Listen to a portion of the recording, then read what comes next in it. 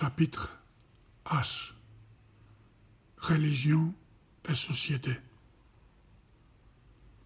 La déclaration que l'homme est maître d'abord de soi-même et ensuite de l'univers est une des contributions majeures, sinon la contribution majeure de l'esprit grec à l'évolution de la pensée humaine.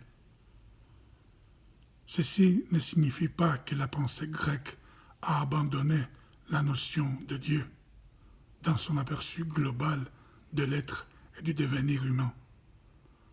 Au contraire, la manière avec laquelle elle a approché la religion a permis son intégration durable et constructive dans les choses humaines.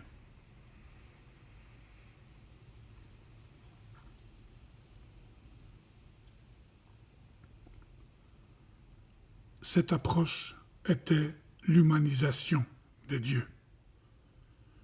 Jusqu'alors, le ou les dieux étaient la personnification de la nature ou des forces obscures, supranaturelles.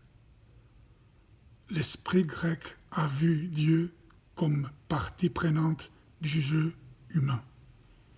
Il a vu les dieux comme des acteurs forts, certes, et parfois imprévisibles, mais en tout cas des acteurs de la vie humaine. Dans Échille, nous notons la coexistence et la transition entre les deux attitudes. Les dieux sont encore responsables de tout.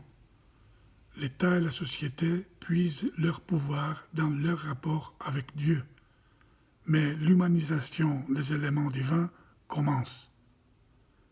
Dans Sophocle, nous avons les premières ruptures et les premiers conflits. Chez Euripide, le renversement de l'ordre établi est complet.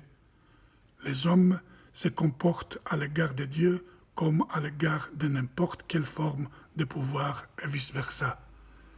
La révolte a lieu même au sein du royaume de Dieu.